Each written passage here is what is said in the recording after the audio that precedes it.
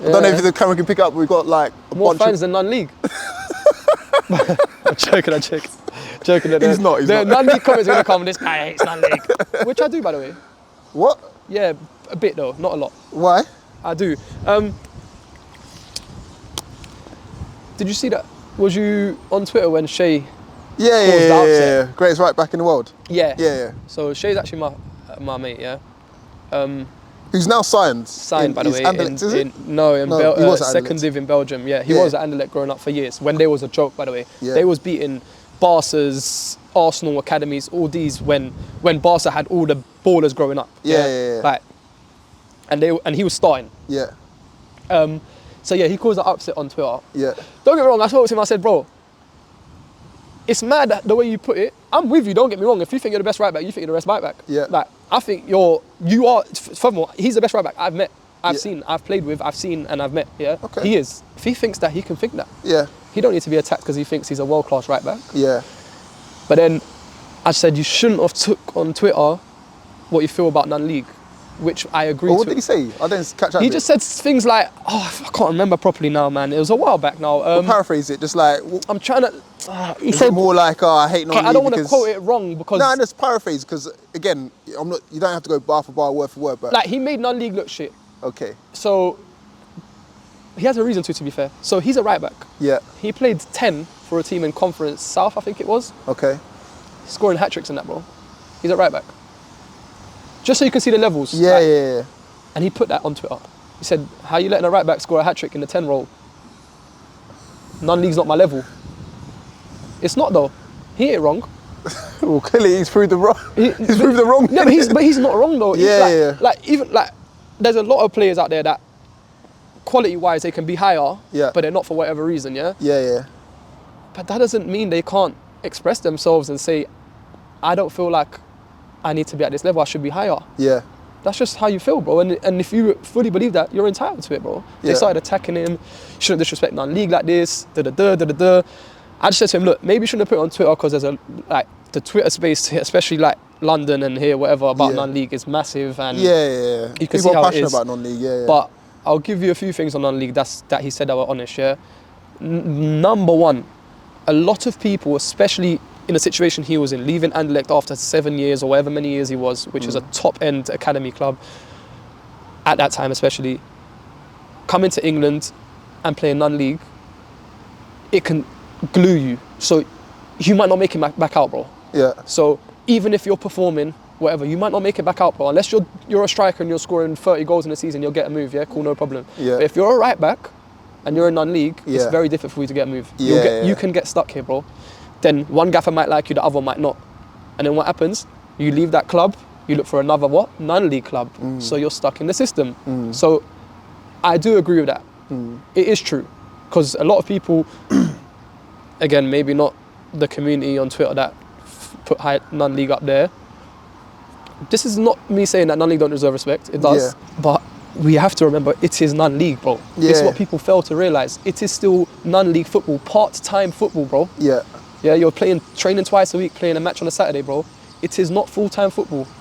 Gaffers are enhancing their careers at this level to get higher, as well as the players. So if a gaffer don't like you, he's going to do what's best for him. He don't care about the players. So you can get stuck in the system, bro. So I agreed with him fully on that. And I agreed with a lot of things he said. Even on Twitter, I backed him several times. I just told him in person, I said, bro, maybe you shouldn't have put it on Twitter because you're going to get a lot of backlash and it's pointless for you considering the situation you're in right now. You're trying to find a club, get yourself a club first and shut everyone up. That's what I'm on. Deal with them after. Talk to me now. Now, he can come out and say, talk to me now. Well, that situation is similar to Jermaine Francis, who used to play for #United. He's now at Barnet. In fact, he's on loan at Billericay. But that same space that you're talking about, they were going at him saying, why have you got an agent at this level? Agents at non-league level is, I'm again paraphrasing, pathetic and all the rest of it now. And then he went on to sign for Chelmsford. Then with the same agent? Yeah, with the same agent. So he done the job. And then he went on to sign for Barnet, now playing professional football. And now what are them people saying to him?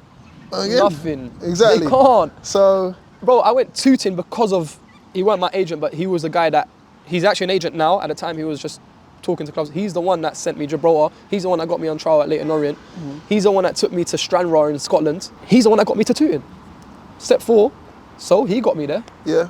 And I had Welling at the time come to watch a few weeks before I left. Then they started benching me, whatever. Again, everything went tits up. Yeah. But he patterned that. Yeah. So he's doing his job.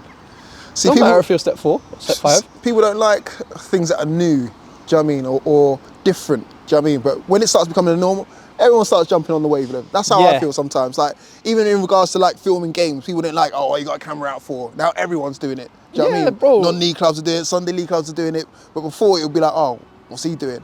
So I kind of get it from that standpoint. Like, non-league has that very traditional English like mentality. Are you not allowed to have an agent, or he's too big time for us, or do you know what I mean? But Bro, once people start seeing success from it, then everyone starts jumping on the bandwagon. Bro, mentality is all wrong. Mentality is all wrong. Pep changed the game, yeah. You got teams at step 5 trying to play from the back. Yeah, number 1. And I'm not against that. Yeah. Because I'm from Portugal. Yeah. You see, if you go back home, you don't see that Route 1 stuff. That's it's normal. Yeah. Like the academies, the young boys, they're juking. Yeah. They're playing ball. Don't get me wrong. That doesn't mean to say if you've got a team that benefits off long balls and has got fast wingers getting in behind a target man that can hold anything, and that's how you play, bro. But don't expect that to suit every player. So the players that do say that's horrible football, let them have their opinion. Because for you, playing football on the floor is horrible. Do you get me? It's always a game of opinions, bro. So when people are talking like that, I can only back them on what I think's right. Again, I'm no guru, I'm no football guru, but I like football. The occasional time I clip a ball into the winger. I prefer breaking the lines. I prefer playing in through balls in behind on the floor, breaking the line between left back, centre back, cutting passes, threading. Not everyone prefers that, but that for me is football.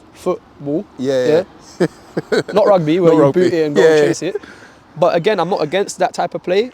I'm just not for it. Yeah. Do you know what I mean? Like I'm with that one. I'm just, if it needs to be, it's cool. But let's try and be footballers. Let's not try and be athletes. Yeah. We're playing football.